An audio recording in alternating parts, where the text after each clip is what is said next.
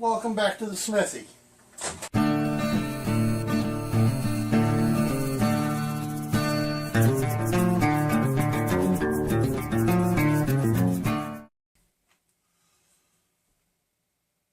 Are you walking with a cane yet? This is part 3.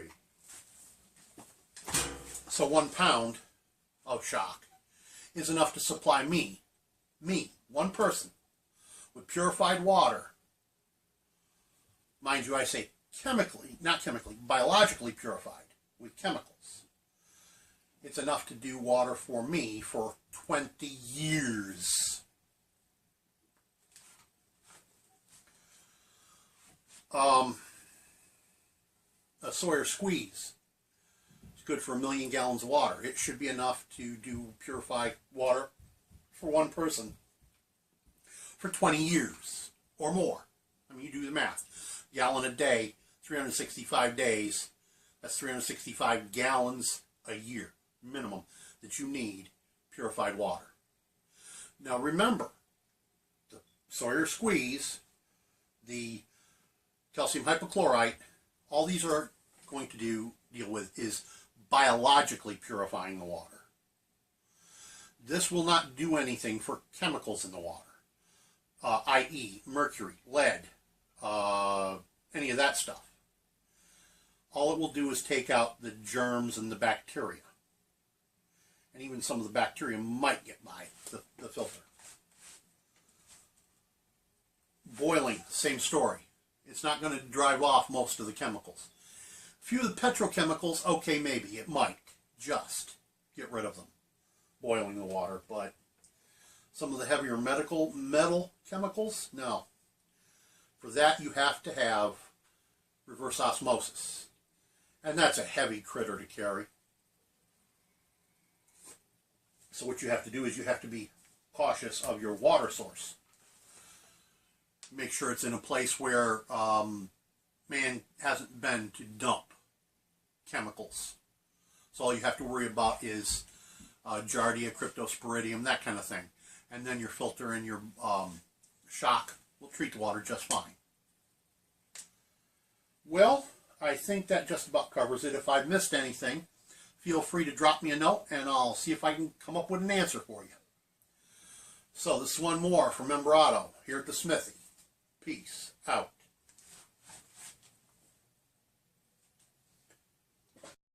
Whilst we're on the topic of water, JJ was talking about canteens and stuff like that, and a nesting cup. Now, if you're going to buy it pre-made, I couldn't suggest anything better than the Canterbury's Pathfinder cup and canteen, cup and water bottle. I will tell you that I think they are overpriced, but I think they're pretty solid gear. I've never actually held one in my hands. I can't understand me. I have never held one in my hands. If you're going to buy it, a Nalgene bottle and the cup from Walmart, not a bad choice. Or an Army canteen and cup with lid, not a bad choice if you're going to buy them made.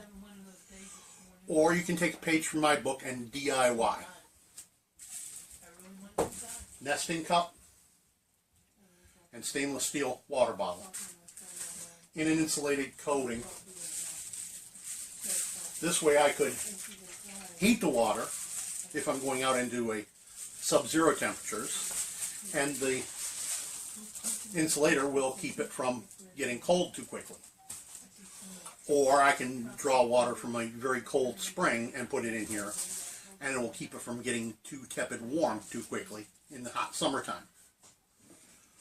But this is not your standard purchased stainless steel water bottle. It is a stainless steel water bottle. But this was, yeah, water's still pretty good in there. Yeah, okay. This was part of a thermos bottle. This was Thermos brand 40 ounce thermos. And I made an entire video about this. This was one that failed as a thermos. Matter of fact, I've got an entire pile, probably about 8 or 10 of these things that have failed over the course of years. They would no longer keep stuff hot for more than an hour or two. And so I've turned this one into a stainless steel water bottle. Kept the cup. Believe it or not, that is 1 cup. A measured 1 cup. I think this one was 1 cup. Or maybe it was the one on the 64 ounce that was 1 cup. I'll have to redo that and check it and tell you later, but this I picked up at a tag sale for $1. When I got this, this had a regular cover that had a basting brush through the top of it. Now, I've still got the original cover, but I've replaced it because I found out that it was part plastic, and that plastic was not capable of handling high temperatures. It was only meant to be a thermal barrier to keep the sauce inside hot once you'd cooked it in this cup to make it hot. And then you put the lid and the basting brush on here like so. And then when you want to baste your chicken or whatever on the barbecue, you pull this over, baste your meat, put it back in and set it over to the side. It would stay hot because of the radiant heat, but yet wouldn't be right over the fire and the plastic wouldn't melt. Well, I've replaced the lid. Here's now my working lid. This was the lid, this was the part of a can from a can of raviolis. And you can see I've riveted a thing on the lid here and a split ring through it. And because I thread the split ring around so that it sticks out part of the way, it doesn't tip over. I can then set my lid that I made like so.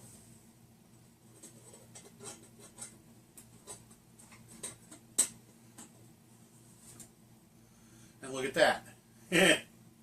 This was cut from the ravioli can with a safety side cutter. And I have taken a page out of Canterbury's book for his lid and put drain holes on this side and a vent hole on that side. So if I wanted to cook rice in here or pasta, I could then drain off the excess liquids. And as the water comes out of these holes here, air can go in through this hole up here, allowing the water to drain. And I've set the split ring so that I could use a stick or whatever.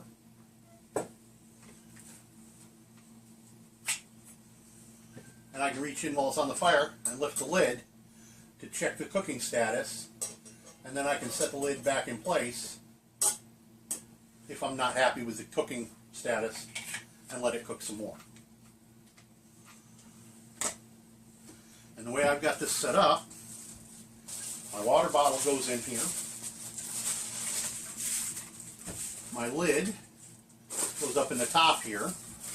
Now that is once I twist this back so it'll lay down proper.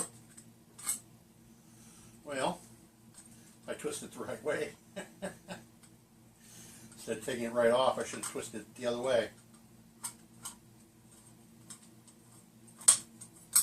So it'll lay down. And it goes up in there. Goes on top here. And voila, nesting. So that it can then fit down into this bag that I've got for it.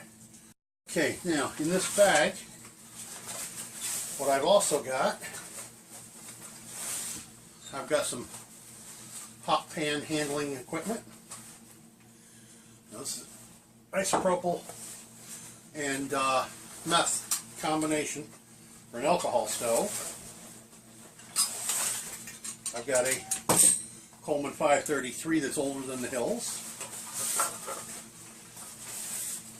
I've got the original lid, modified as I had it modified, for my cup. And then I've got my Zabuton Pillow Esbit stove that I've had for some time. Got this, over a year ago from Horatio. Bother. I forget his name now. Cook is his last name. And I'm drawing a blank on his first name. Begins with an H, that's all I can think of. But I won one of his giveaways. Well, I was one of about 30 people that won his giveaway that time around. I forget which number I was drawing. 7, 8, 9, in there, whatever, doesn't matter. The idea is that instead of using the Esbit tablets, this is set up to use alcohol squirted into a carbon felt and ignited that way. Now for this cup, I have to have it set like so, because the cup is not, or wait a minute, if I remember correctly, this cup is, yeah, it's not big enough to sit on it that way. It has to be closed up like so for this cup to sit on it. But this is another damn Yankee trick. This was a carry bag for a child's canvas and steel chair, folding chair. And I found it to be much more useful, since the chair was garbage, to be used to carry my cook kit, so to speak. So first goes in that lid. Then goes a piece of material to pad it. Then the zabuton. Then in goes this piece of material here. Then my stove. Now, one of the pieces of material is missing right now because it's out in the truck. But I should have another one that goes in on top of the stove. Then my nested bottle and cups go in on top of that. And I have a little room here left at the top and down the sides where I can put other materials. But the idea is that this is a self-contained cooking kit.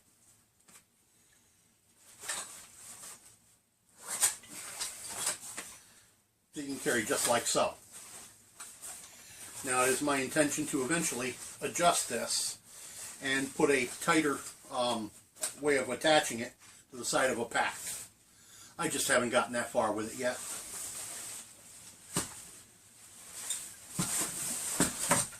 So, oh, forgot to put the alcohol back in there.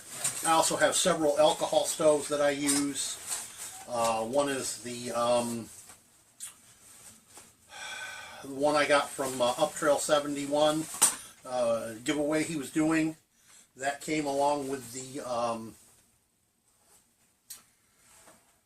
little knife in the black sheath that I just showed you.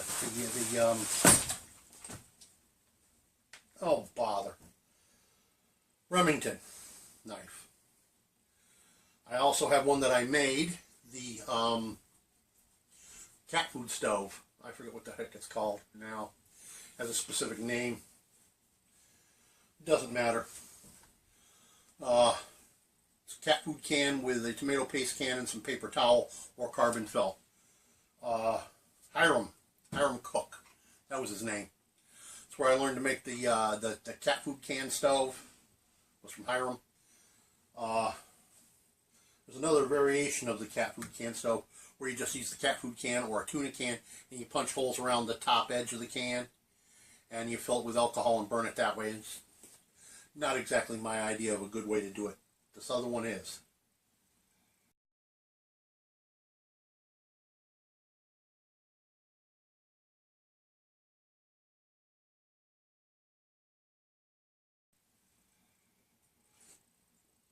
Now, there have a bunch of recommendations for you. I hope you find them helpful. By the way, don't forget to